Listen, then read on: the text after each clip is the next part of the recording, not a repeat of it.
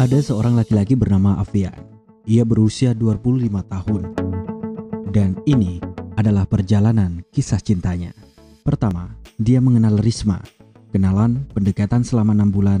Ketika dia nembak, ditolak. Kedua, dia tertarik sekali dengan Ratna. Kemudian dia kenalan, melakukan pendekatan, pacaran selama 2 tahun. Ketika Afian terus ingin menikahinya, ternyata orang tua Ratna tidak merestuinya. Gagal. Ketiga, Afian akhirnya dekat dengan teman SMA-nya dahulu, Delima namanya. Mereka cocok, saling suka, dan akhirnya jadian selama 1 tahun. Ketika cocok-cocoknya, ternyata Delima ketahuan selingkuh. Afian pun marah besar dan memutuskannya. Keempat, datang lagi seorang wanita baru dalam kehidupan Afian. Namanya Anggraini. Setelah jalan 1,5 tahun, antar jemput ke kampus, makan bareng, nonton bareng, main ke rumah orang tuanya, sama-sama cocok.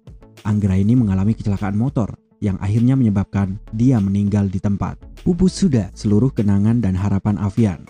Kelima, setelah berduka lebih dari 6 bulan, akhirnya Afian kembali menemukan dambaan hatinya yang baru. Namanya Astri. Mereka langsung cocok ketika ngobrol tentang bisnis dan hobi traveling. Kemudian, setelah jalan bareng 1 tahun, keluarga saling mengenal. Mereka akhirnya pun menikah dan hidup bahagia. Inilah kisah Afian. Sangat wajar jika membutuhkan 4-5 tahun. Bertemu dengan 4 hingga 5 orang sebelum kita memutuskan menikah dengan kekasih hati kita, soulmate kita untuk seumur hidup.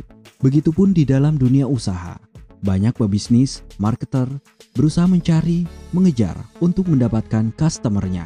Seringkali gagal, ditolak, bahkan sering diremehkan. Namun, pada akhirnya berhasil juga. So, apapun usaha kita yang tengah kita jalani hari ini, jangan mudah menyerah. Teruslah berinovasi, teruslah berdoa dan berusaha untuk mencapai tujuan yang ingin kita gapai. Saya Hendra untuk channel Hendra Dut. Jangan lupa, bagikan kisah ini untuk orang-orang di sekitar Anda. Salam.